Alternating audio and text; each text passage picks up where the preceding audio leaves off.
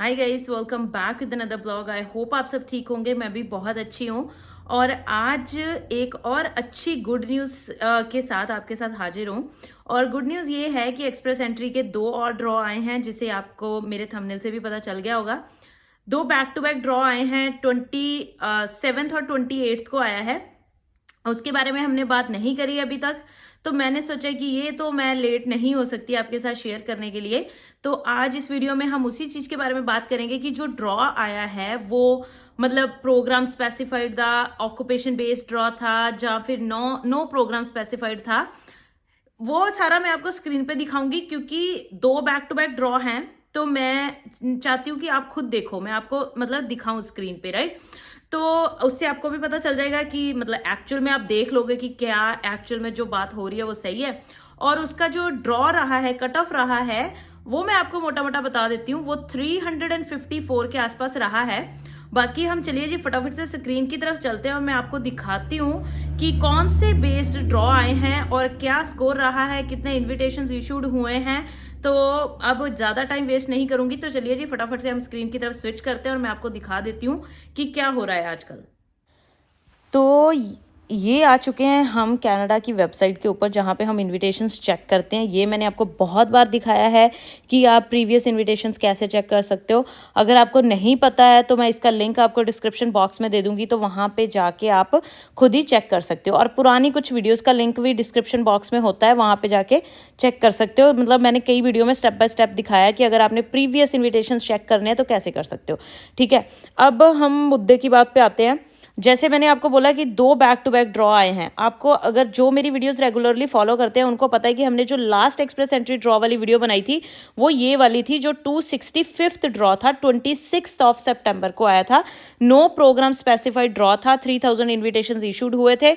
उसके बाद अगले ही दिन, जो कि 27 ऑफ सितंबर था, 266 ड्रॉ था, और वो ड्रॉ आया था फ्रेंच लैंग्वेज प्रोफिशेंसी ड्रॉ।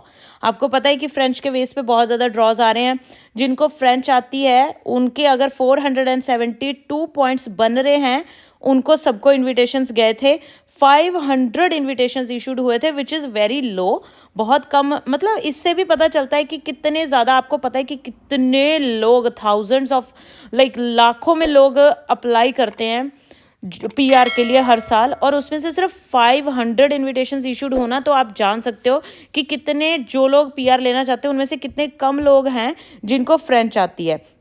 इसमें ज़्यादा ना स्पेन वाले लोग भी आते हैं, जो स्पेन से हैं, क्योंकि स्पेनिश और फ्रेंच, जिसको स्पेनिश आती है उसको फ्रेंच भी आती है। 99% मैंने ये लोगों में देखा है।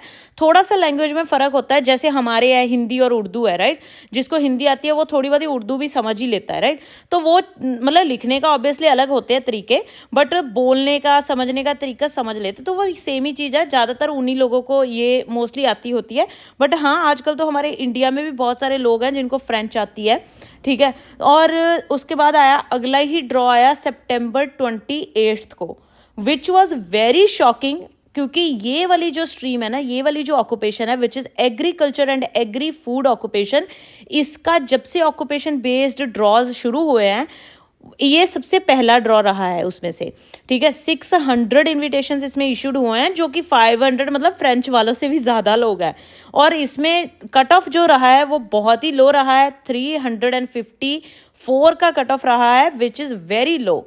मतलब अगर आपने 12th करी है, उसके बाद आपका 1 साल का एक्सपीरियंस है और आइल्स में आप 6 बैंड के आसपास ले लेते हो, तब भी आपके जो है 354 पॉइंट्स बन जाते हैं। तो ये थे मतलब बेसिकली ये जो ड्रॉ थे, 2 मतलब आए हैं बैक टू बैक, इनफैक्ट 3 ही हो गए, बट उससे पहले वाले की हम बात ऑलरेडी कर चुके हैं, इसलिए मैंने सिर्फ यही दोनों की आपके साथ बात करनी थी आज। तो as I always say, congratulation जिनको इन्विटेशन आए हैं। तो दैट्स ऑल।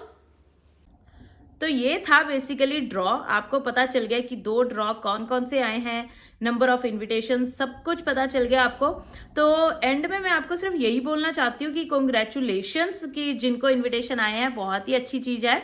तो तो स्कोर भी काफ़ी लो रहा है। और एक चीज़ मैं और मतलब वैसे तो मैं ये चीज़ आपको हर बार ही बताती हूँ, बट अगेन मैं आपको ये बोलना चाहती हूँ यार, मैं बार बार इसलिए बोलती हूँ क्योंकि आपको याद रहे कि जैसे ही आप अपना 1 साल का एक्सपीरियंस कंप्लीट करते हो, वैसे ही अपनी फटाफट से एक्सप्रेस एंट्री की प्रोफाइल जो है वो क्रिएट कर लिया करो।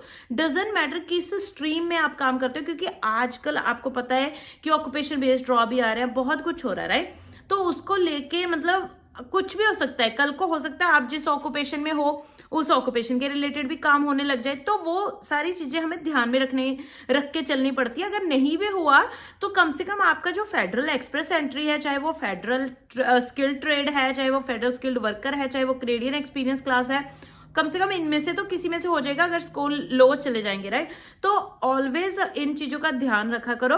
तो that's all for today. Thank you so much guys for watching this video. I hope आज की वीडियो आपको बहुत अच्छी लगी होगी। अच्छी लगी है तो वीडियो को लाइक एंड शेयर जरूर कर देना। चैनल पे नए आए हो तो चैनल को सब्सक्राइब किए बिना मत जाइएगा। Bye bye, take care. मिलते हैं अगले ब्लॉग में अगली वीडियो के साथ। Bye bye.